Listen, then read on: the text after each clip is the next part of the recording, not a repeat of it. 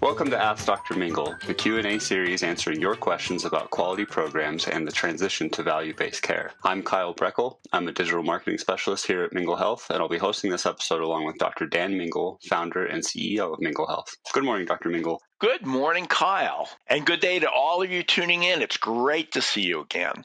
I'm Dr. Dan Mingle, and I'm here to answer your questions to the best of my ability. Well, Dr. Mingle, we have 4 great questions pertaining to the APM Performance Pathway, the APP, for you today, so let's jump right into them. Bring it on, Kyle. Our first question for you today, Dr. Mingle, is from Erica. Erica says, "Hi, Dr. Mingle. We have a client asking if Medicare CQMs are to only include Medicare Part B claims or if they are to also include Medicare Advantage claims. We've heard you say so, but what is your source for that information?" Great question, Erica. It's one of those subjects that forms the foundation of MIPS knowledge and structure, so it's hard to find it explicit in all the provider-facing content that Medicare produces. But there is a credible source. I'd guide you to the Electronic Code of Federal Regulation. That's ECFR.gov. That's where all federal rules are collated and tracked as they grow and change through the annual rulemaking process. Find it to your favorite search engine or go to the site, that's ecfr.gov, and use the site's search tool. It's nicely laid out, and you'll find this particular subject in a table of definitions. It's as you're exploring the site, you'll find it at Title 42, that's public health. Title 42 is the overarching label of the data in the electronic code of federal regulations. Within Title 42, it's Chapter 4. Regarding Centers for Medicare and Medicaid Services. Under that, it's Subchapter B, the Medicare Program. Under that, Part 425, the Medicare Shared Savings Program. Under that, Section 425.20, which is definitions. And it's in the 13th defined term in this table of definitions titled Beneficiary Eligible for Medicare CQMs. It means a beneficiary identified for purposes of reporting Medicare CQMs for ACOs participating in the Medicare Shared Savings Program, who's either of the following. First, a Medicare fee-for-service beneficiary who meets the criteria for a beneficiary assigned to an ACO. It gives the location of that definition. Had at least one claim with a date of service during the measurement period from an ACO professional who is a primary care physician who has one of the specialty designations included in 425.402C, or who is a physician assistant, nurse practitioner, or clinical nurse specialist. Or 2, a Medicare fee-for-service beneficiary who is assigned to an ACO in accordance with 425.402E. So, that's all the gobbledygook, but it all means that it's only Medicare Part B beneficiaries. And of course, you have to understand that Medicare Advantage is not Part B. It's a prospective payment system set up through private insurance companies who are serving this program. So good luck. I hope this gives you the proof you're looking for for the rest of your team. Thanks for the great question, Erica. So our next question for you today, Dr. Mingle, came from Belinda, and Belinda sent an email into hello@minglehealth.com, and her message said, "I'm trying to determine why an ACO should even entertain keeping a paper chart provider on their MSSP roster for 2025, knowing that CQM and ECQMs are the only reporting options. Some things I read say you simply can't report paper charts to CMS after 2024, which makes total sense for ECQMs, but for CQMs, that seems great to me because it lists various documentation as a collection method. Regardless, I wouldn't know how to get that into a QRDA for submission. Am I wrong about this, thinking that paper charts can't be in the MSSP in 2025, or do you have any suggestions or links for more information?" Great question, Belinda. You're justifiably confused. You've been misled by the sources who say that you can't report paper charts after 2024. And you've stumbled onto the right answer. MIPS CQMs and the new Medicare CQMs collection methods are extremely flexible, and for the foreseeable future are both valid ways of generating complete and accurate submissions to Medicare from a mixed data environment. And you don't need QRDA for either MIPS CQMs or Medicare CQMs. Now, a word about QRDA. QRDA 1 is patient-specific data about quality measures. And ECQM vendors or qualified registry vendors can both use, many of our colleagues can use QRDA1 as a source of data for these measures.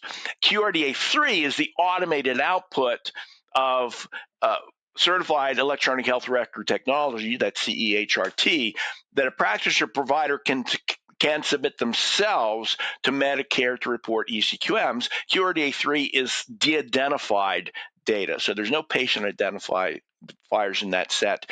It's just an output of the measurements for each measure. Now, you can't add manually abstracted chart data to a QRDA and keep it valid and usable. Vendors who report ECQMs on your behalf generally do not use QRDA3. They insert the metrics into a special Medicare API, that's an application program interface, to post the numbers directly into Medicare's management system. There is no path that merges manually abstracted data to electronic data to make an ECQM. The moment manually abstracted data touches an ECQM, it no longer qualifies as an ECQM. QRDA3 has no applicability to MIPS CQMs or Medicare CQM submissions. Qualified registries who build quality submissions on your behalf also submit directly through the API and just put the numbers directly into Medicare's management system. Now, you need a registry with capabilities like ours to bring electronic and manual data sources together into one submission. MIPS CQMs and Medicare CQMs are extremely flexible. You can build them all electronic with end-to-end certified data sources, just like ECQMs. You can build them with data that comes from uncertified electronic sources. You can build them with all manually abstracted data or any combination of the above. Now, if you've locked yourself into ECQMs, you are more right than wrong. ECQMs are inflexible. All data must come from and through certified electronic health technology, end-to-end certified.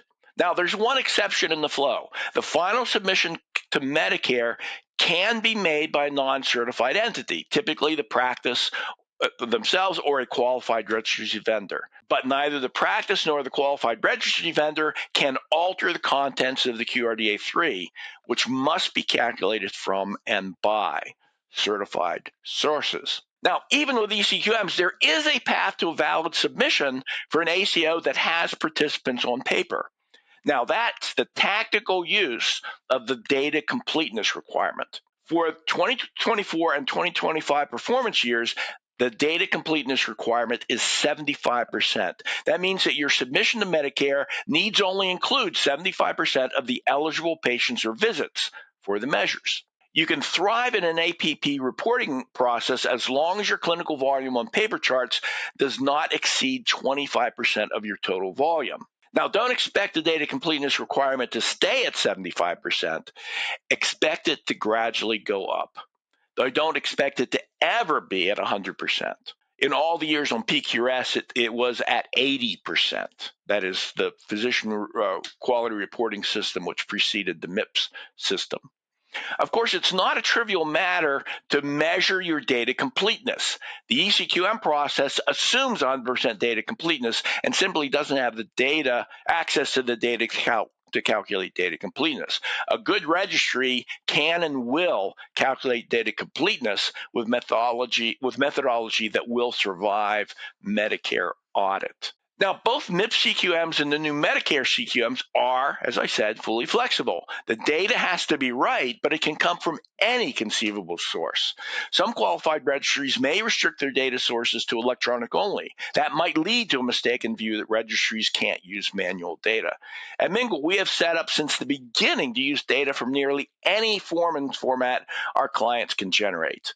Like ECQMs, we can and do use electronic data. That is the FHIR data, FHIR, QRDA1, or other HL7 clinical file architecture, or SQL flat file data extracts. Basically, anything that's a valid way of recording your data in a way that we can read it, we can use to build your submission. Now, we can also ingest your chart abstraction data delivered in an Excel spreadsheet or other flat file format. And most importantly, we can combine electronically extracted with manually abstracted data, matching and deduplicating patient identities, and calculating data completeness rates for valid, complex submissions.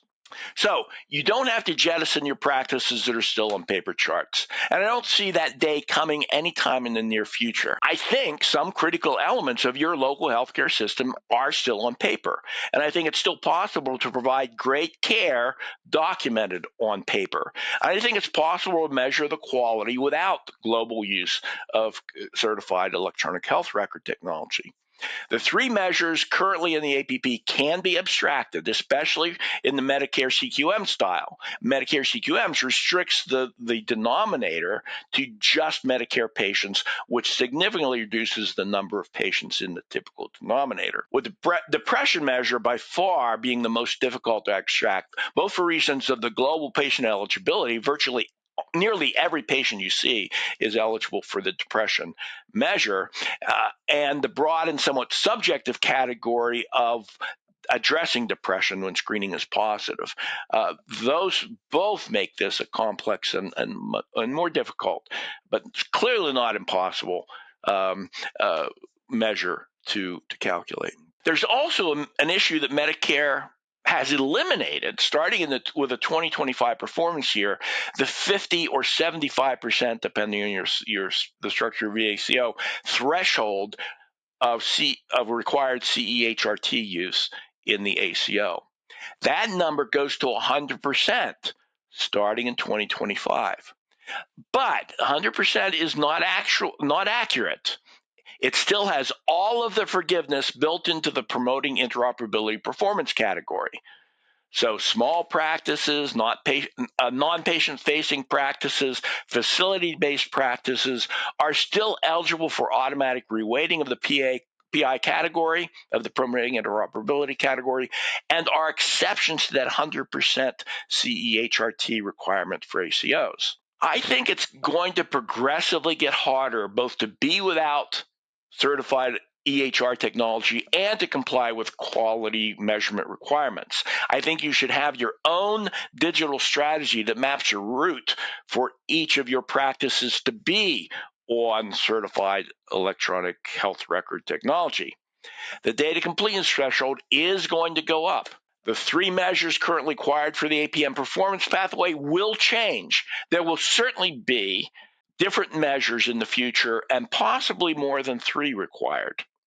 There may be local need for other measurements that fit to meet your clinical objectives. So today, you'd be wise to contractually require data completeness from every practice, whether manually abstracted or electronically extracted. You should have a data policy in your ACO, including consequences up to expulsion from the group for failure to get to the group the data needed for reporting. And you'd be wise to have a digital strategy for every practice. Set a path and possibly provide resources to help your practices migrate to CEHRT. Understanding that there may be some who are permanently have an out from the system. You'll have to weigh for yourself whether exceptions should be accepted in your group. But again, it's not a requirement to be on electronic records in the 2025 year. There's still some flexibility there. Excellent question, Belinda. Thank you for sending it in. Our next question for you today, Dr. Mingle, is from Jason. It's asking specifically about our ACO APP reporting process. Jason asks, how do we deduplicate the data? Do we aim for a certain percentage of accuracy? And if so, what is that? Great question, Jason. In any quality measurement and reporting program, the first challenge is patient identification and its flip side, deduplication.